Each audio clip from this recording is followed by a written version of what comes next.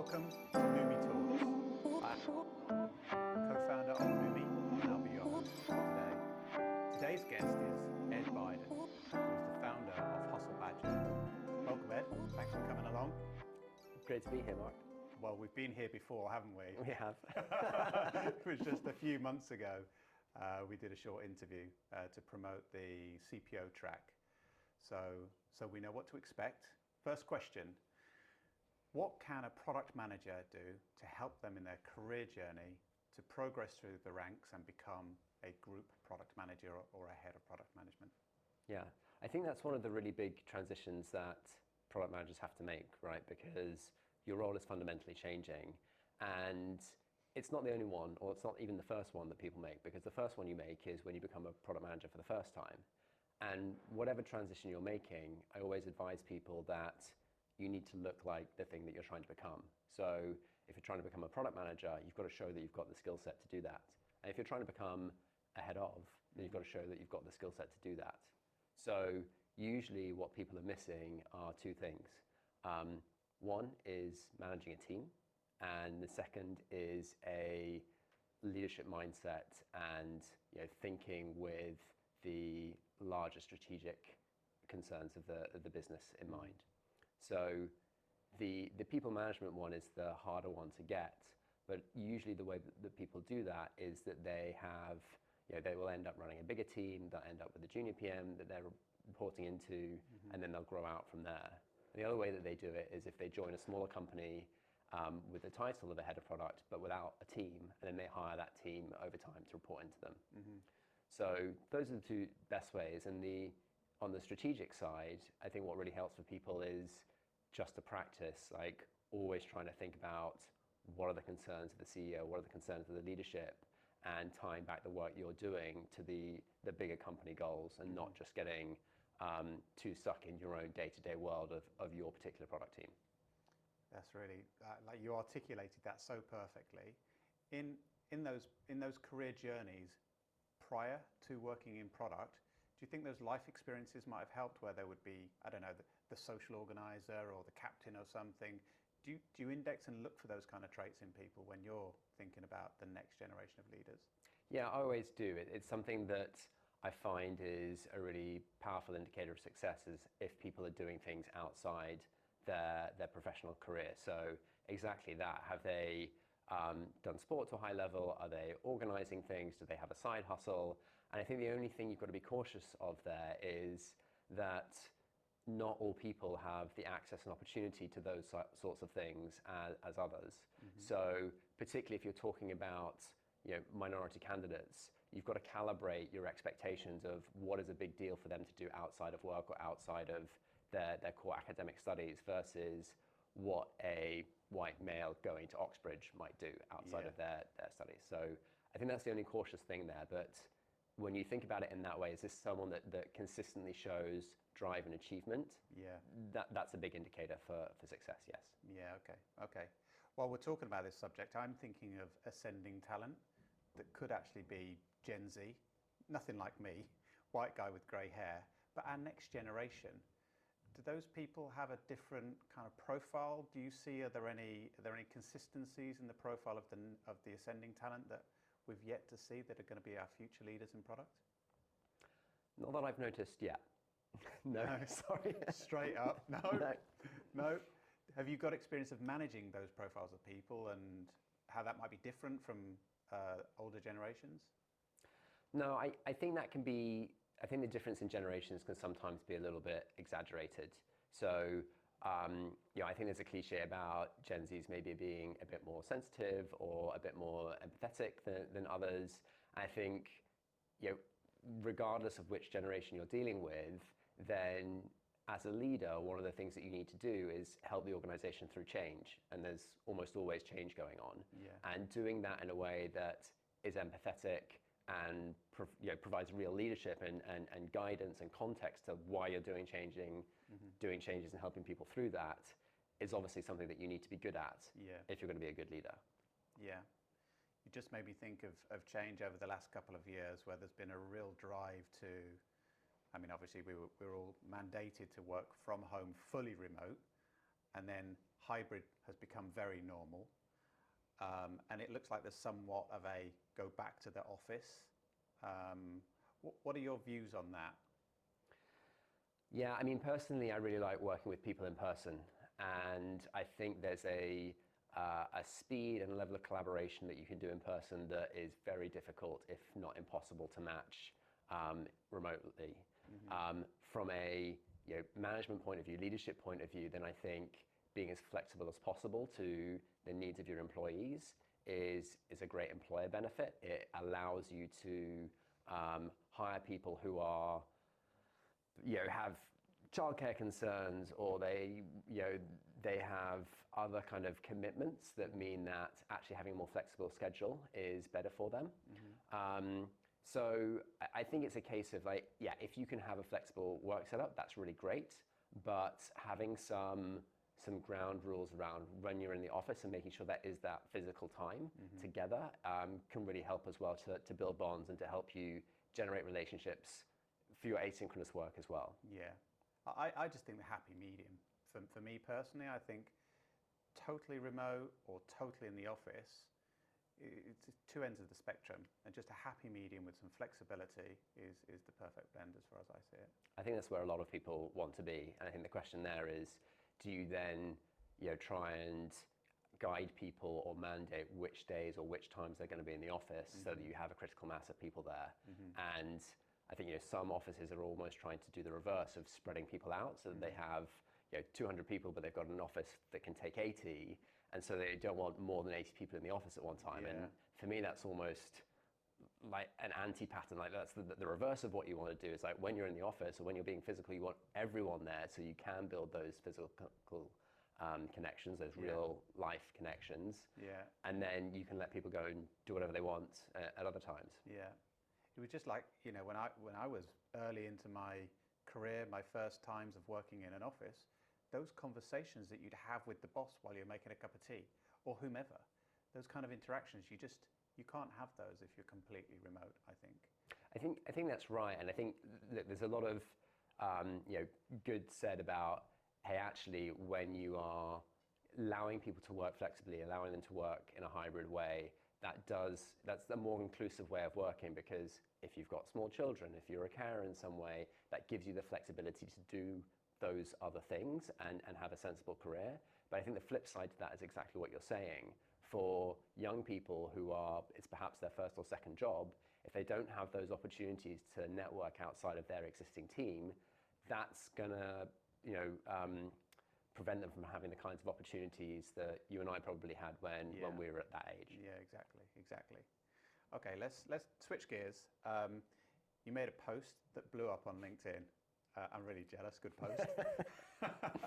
It said something like, CEO, we need to replace our entire product team.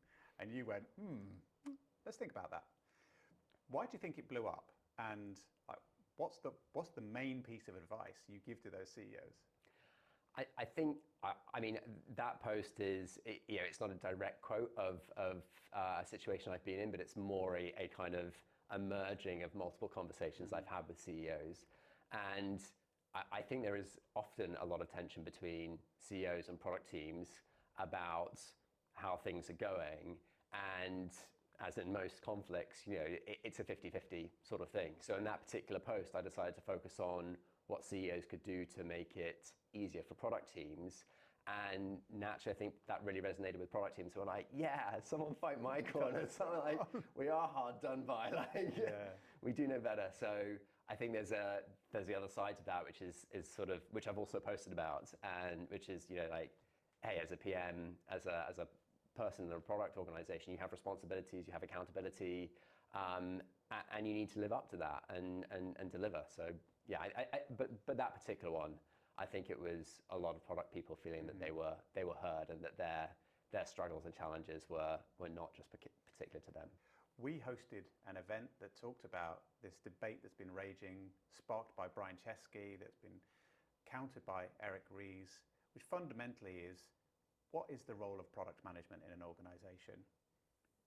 What do you think it will be in the future versus what it is now? Yeah, and I think some of these debates can get very semantic. So for me, what is product management, where is it going to be, is not a super interesting question in many ways. For me, I used to be a management consultant, right? And I think that the skill set that I used as a management consultant of qualitative research, quantitative research, stakeholder management, this is basically the product manager skill set as well. And I think there will always be space for people who have that mixed set of disciplines to generate huge amounts of value for companies. And whether they're called product managers or they're called something else, I don't think it matters for those people or for the companies really. Yeah, no, that's interesting. That's interesting because actually the job title of product manager wasn't really available more than a decade ago. Maybe it was more marketing, more product and marketing, very less engineering product, certainly. Your career's been really wide. You've worked at a bunch of companies, some really cool companies that I've been fondly admiring and watching over the years too. I think you had Depop, Rocket Internet, a bunch of companies. What did you learn the most out of any one of those companies in this product journey of yours? Like which one of those companies did you really hone in on product? I literally love it and I'm learning a lot. I think Wooga was the one where I really got the kind of fundamentals of product management down. So Wooga's a Berlin-based mobile games company, and I got to do everything there from model economies for virtual games to create new game concepts right from scratch to run A/B tests on games that had more than 1 million daily active users, and that I just saw the whole range of product management techniques and got the fundamentals there. And that was working in games is also hugely fun. You spend your time with artists and really creative people, and you're kind of creating this kind of entertainment product that's exciting. And was it consumer facing, so you had real-time interaction with the actual users as well? Yeah, absolutely. One of the things that we did was we got testers into the office on a weekly basis, and so we'd on a weekly basis be seeing people face to face playing a game and watching their facial expressions and really looking for those very nuanced signals about what was working and what wasn't working so that we could make the games better. Wow, that sounds so much fun. And Berlin was probably a whole load of fun too. It certainly was, yes. It was, yeah, it was. So what is it that at this point you started to see product? As you think about that now, what is it that you love about product? I think it's the act of building. I got into product in about 2010. I was wrapping up a soft drink startup that I'd run for a few years, and I realized that creating physical products was fun, but the future was digital. Like the iPhone had just come out, the App Store was exploding, and I was asking myself, wait, what am I doing? Making physical products where the iteration time is 6 months or 9 months and costs 10 or 20 grand. I should be making digital products. And as I made that decision to move into the tech space, then the next question I had was well, what am I actually going to do if I go and work for a tech company? Yeah. So I started speaking to people and trying to understand what were the different functions I could slot into.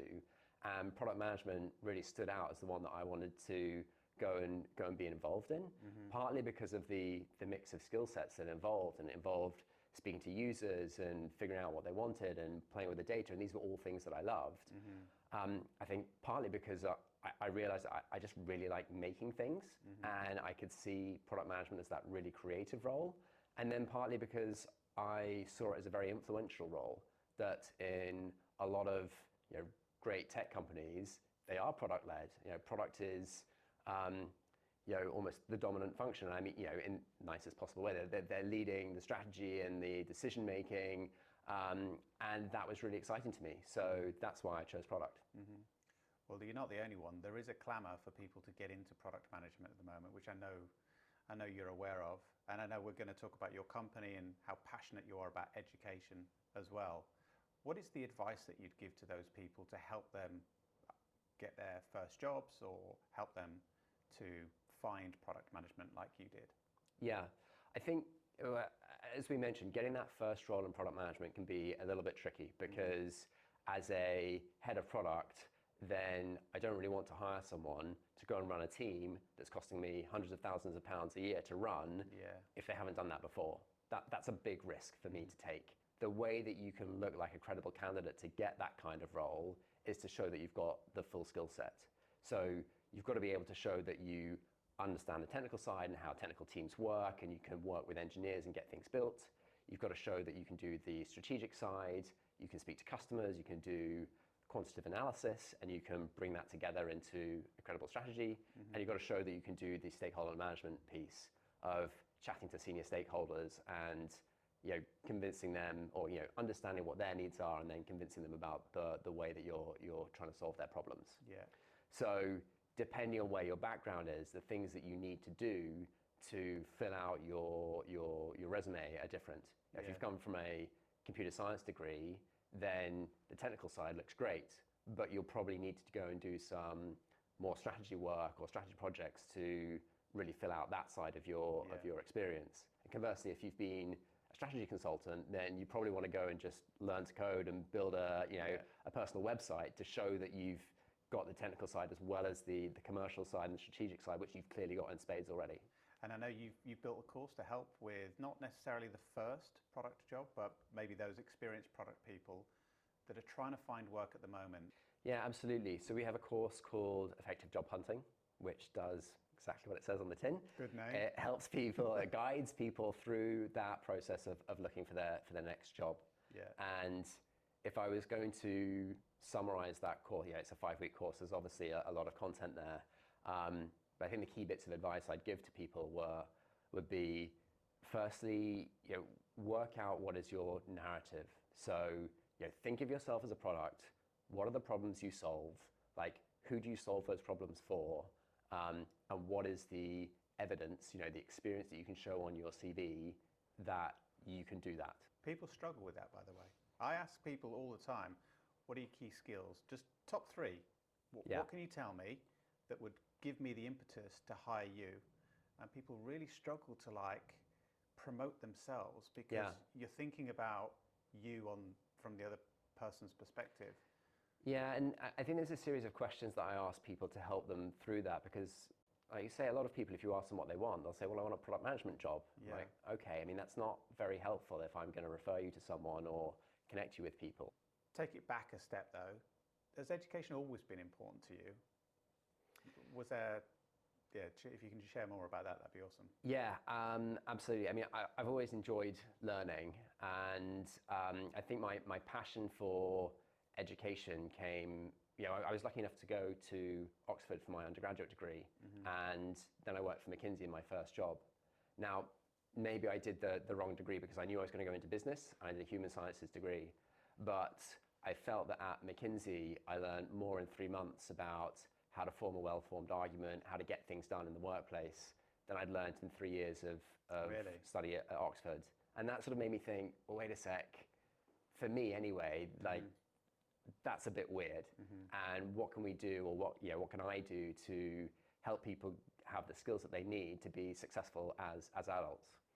So since then, I've always been passionate about education and thinking about how to help people have successful careers, because I think that kind of professional success is such an important part of lifetime satisfaction. Yeah, well, it never stops, does it?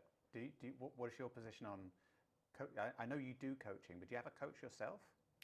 I don't right now, but I have I wouldn't quite call it a board of personal advisors. I know that's a sort of the exciting way of framing it these days, but there are certain people who I reach out to when I get blocked, and whose advice I really value, and who I can share very openly with and get very valuable and candid advice. So that's been incredibly powerful for me. And I think if you're blocked, having those kinds of relationships or having a coach is a really good way of getting yourself moving again. Well, now you're a founder, I think that's especially important. Let's talk about Hustle Badger. I think I asked you this last time, so I'm going to ask you again. The name. It's an awesome name, but why Hustle Badger? We had a couple of criteria when we were looking for names. One was that it had to be memorable, and the second was that we had to be able to get the .com. We were looking for names for 3 or 4 days, and Hustle Badger popped up, and we're like, That's the one. As simple as that. Yeah. Memorable and .com. Yeah. You heard it here first. We went with numi. We just made it up because it's the representation of a new me. But it was hard. We found it really hard to pick a name for a company. It is hard. So what was it that made you choose to found your own company? Now I'm thinking, as I know you a little bit and I looked at your profile, you know, you took to the time that you were at Oxford, even then you were the president of one of the clubs. So you've probably always been a natural leader. Did you know this from within, or? I was very quiet and introverted at school, so I'd say it wasn't always apparent, but certainly as I got older and then went to university, it became clearer and clearer to me, and I think those around me, that it was something I enjoyed, and hopefully I was good at, hopefully I am good at. So yeah, I guess there's been elements of it all the way through, and Hustle Badge is now the third business that I founded, so I think I've always had that sort of interest in building my own thing and creating something from nothing. I think that's particularly exciting for me, is being able to look at something and be like, oh, I built that, and that just would not exist in the world if I hadn't made it. Yeah, that's awesome. I love that. Tell us what it is then. What does Hustle Badger offer? So Hustle Badger provides really practical advice for people in the tech industry, and particularly product managers. So what does that mean? We have courses, a wiki, a newsletter, and a community, and together those aim to solve pretty much any problem that you face in your day-to-day job. We try and frame that in a way that is, yes, both like really practical, so a lot of it's drawn from my experience and the experience of other operators in the space, so people who are at director, VP, CPO type of level. Yeah. But we also then try to put that in a way that's really accessible to people. So if they need, if they have a problem, they can solve it today. They don't need to wait to go on a course that might run in 2 months' time. Okay, that's awesome. We talked about a support network, didn't we? But there is a founder syndrome, CEO syndrome. Do you suffer from that? Like, how do you wrestle that? So I have a co-founder on Hustle Badger, an amazing lady called Susanna, and we've actually known each other since university, sort of not that well, but we ran into each other in Berlin when we were both working at Rocket Internet. Okay. And then after that, we worked at FutureLearn together, and she was COO there and recruited me in as product leader. So we both have quite a long history, but also a history of working together, and that's really helped us to, I think, be aligned in terms of what we want and what we're trying to do with Hustle Badger. I'm not sure I would have started Hustle Badger without her, because I think you're right. It's just so important to have that sounding board of someone that you can bounce ideas off and be like, hey, am I being crazy about this? Or like, how do you think about this? And there are definitely times when, storms in a teacup, really, when things have happened and I've kind of like freaked out, and she's been like, let's not go crazy on this, let's just calm down. No one's died, exactly. Just relax. And we've taken a slightly more, pragmatic approach to it. Yeah, I definitely did the same myself. People were saying to me for a long time, build your own company. And I was like, I don't really want to. I just didn't really have the confidence, and I always wanted to build a company with other people as well. So what's your big, hairy, audacious goal? Where does it get to? Do you have a marker like 2030? We're going to be or... I think, that's interesting. At the moment, we're bootstrapping. The next few years are really about creating a business that is sustainable, that we can work on without having to do other bits and pieces, that is going to be there if we decide to go part-time or if we sell it to someone else, is kind of viable and sustainable. Then we get to the really interesting stuff for me anyway, because I think one of the reasons that I find education exciting is that there's a lot of things out there that I think adults should know, grown-ups should know, that it's quite difficult for them to learn. Financial literacy, everyone talks about, oh, why don't we talk more about financial literacy? Like, great, well, running Hustle Badger, I don't need to worry what the government curriculum is. I don't need to worry about, being university accredited. I can create a course on financial literacy, and I can put that on Hustle Badger, and I can make that free. I can do that for business ethics. Wow. I can do that for nonviolent protest. I think there's a lot of things there that, sure, like the core of what we do is going to be practical skills for people to get ahead in their career, and that will be the economic engine that drives Hustle Badger. This is exciting. Let me ask you, what's the most exciting thing that's happening in education at the moment? Apart from Hustle Badger. Apart from Hustle Badger. I think, yeah, it's a great question, because I think education remains a really difficult space to innovate in, because it's one of these things that everyone recognizes is super valuable, and actually the amount of money that's flowing into it is not that great. So, you go and ask people what they're willing to invest in their career, and it's not tens of thousands of pounds like they'd spend on a car or a house or something like this. It's for I'd say the average PM, they're talking about they might invest tens or hundreds of pounds a year in their education, their professional development, and then they'd hope to get a bit more from their company. That's so true, by the way. Like, people don't break it down and think about it like that. You get a training and development budget, and it's like 1 to 2% of your salary. Yeah, it's madness. Absolutely. So, yeah, what are the interesting things going on? I think there's a trend to more professional networks and having close-knit groups of peers that can support each other.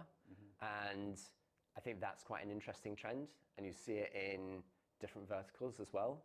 There's obviously the whole LLM chat GPT thing about what is that going to do. Oh, my children tell me all about that. Recently through GCSEs. Yeah. School's a waste of time, Dad. Just going to get my answers online. Yeah, and I go back and forward on this. I mean, at the moment, my thinking is like, well, it's all great if you're looking for general knowledge at the moment, but if you're really looking for high quality insights that are sort of a cut above the average, then what is your LLM trained on? Because it's got to be trained on above average insights. So I think what would be interesting for us, say at Hustle Badger, is when we can invest in building our own internal LLM, or that can then really act as a personal guide and personal coach for someone, but is built on the practical experience that we've got by speaking to tens or hundreds of operational leaders who are at top companies and at the top of their game. I really like the concept of that. I love the concept of the co-pilot, which is starting to bear out. I got bought a Whoop for Christmas because I'm quite into fitness and recovery and monitoring everything, and it has ChatGPT built into it, and it knows my own data, so I can ask it questions, and it surfaces answers about me and my body, which is so cool. And I think that concept in the future definitely has legs. So this is good. I love talking about education with you, and I love the fact that you're a founder. And I know work-life balance is a struggle for many. Can we just have a conversation about that? What's work-life balance to you, and what tips can you share to people to get that more equal?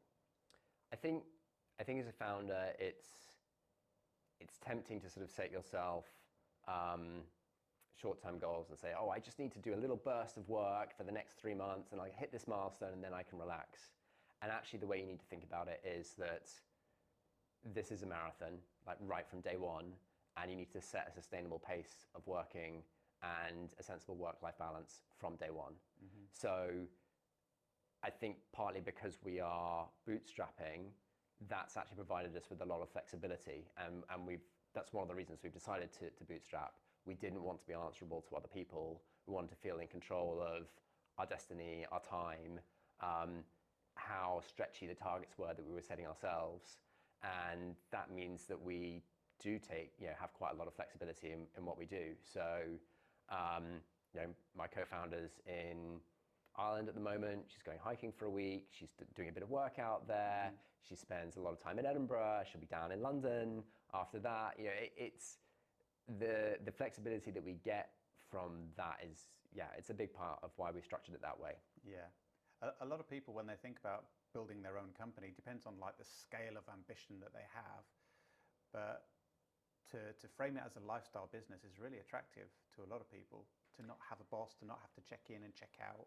Yeah. It's also, it creates a level of vulnerability, because you don't then have that overpowering person looking to check in and check out with you. So you don't necessarily know, like you just said then about setting goals, you don't necessarily know like what's a great day, because there's nobody really helping you to understand if you had a great day, unless you're disciplined and you set your own OKRs. Like, is that something that you can share with us?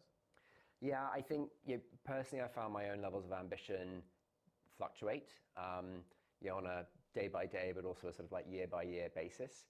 And so, sometimes I'm convinced that Hustle Badger is going to be a £100 million business, and it'll all be great, and I'll be living on my yacht. And other days, I'm like, you know what? It doesn't need to be that big. As long as it pays the mortgage and a couple of holidays a year, that's fine. I don't need anything else. Yeah. I forgotten what else you asked. I mean, it's just, do you know what? It is just that. Like, it's a cold, wet Tuesday morning in February. I don't want to get out of bed. It's my company, so I'm choosing to get out of bed. Nobody's telling me to get out of bed. Yeah. But where does that motivation come? Because you've got that vulnerability, because you're driving yourself to do this. There's no like external, like it's all intrinsic motivation. Yeah, I think one of the powerful drivers that we've done is we've always had a goal. So right from when we started, we weren't 100% sure that Hustle Badger was the one that we were going to do. So when we started throwing around the idea, we basically sat down and said, hey, why don't we commit a month to investigating this? And all we did in that month was go and speak to PMs and product leaders and bounce the idea off them and see what they thought.